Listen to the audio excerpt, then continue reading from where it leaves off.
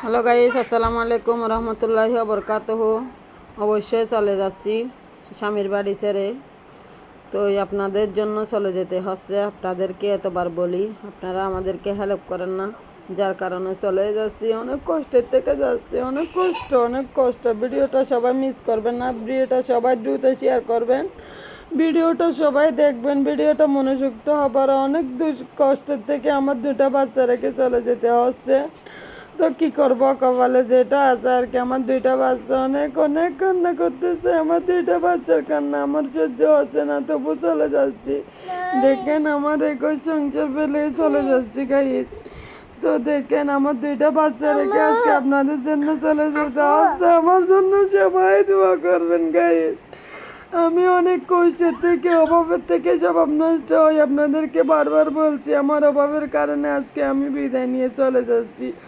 এই দেখেন, আপনারা আজকে আমাদেরকে যদি আগায় রাখতেন, আপনারা যদি আমাকে হেল্প করতেন, তাহলে আর এই কষ্ট হইতো না। আজকে স্বামীর ঘরের ত্যাগ দিলাম, স্বামীর ঘর ছেড়ে চলে গেলাম। এই দেখেন আমার মেয়েগুলো কিভাবে কান্না করতেছে, কিভাবে। এ দেখেন আমার আদিবে বিক্রিতেও কালাম একটা ফেস আছে, এটা সবাই।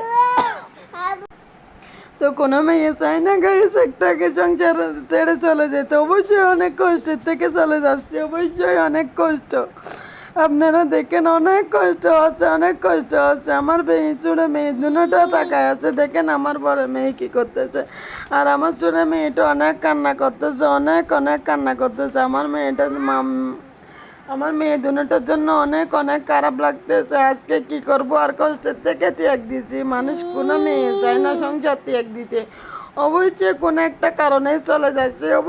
অবশ্যই আপনারা আমাকে দোয়া করবেন। আমি যেখানে যাই জীবনের ওপারে চলে গেলে যাতে সুখে থাকি। দেখেন এলোমেলো অবস্থায় সব রয়েছে, সব অবস্থায় এই অবস্থাতে চলে যাচ্ছি। দেখেন আমার অবস্থা, আমার কি বেহাল অবস্থা। আমি একদিন বলছিলাম না আপনাদেরকে, কষ্টের কারণে এই পথে আসছি। তো আজকে বেহাল অবস্থা আমার হয়ে গেছে। আপনারা সবাই খুশি হবেন। এবার আপনারা সবাই ফোনে তালি মারেন, ভালো করে ফাঁসায় তালি মারেন, ভালো করে ফাঁসায় তালি মারেন, ভালো করে ফাঁসায় তালি মারেন।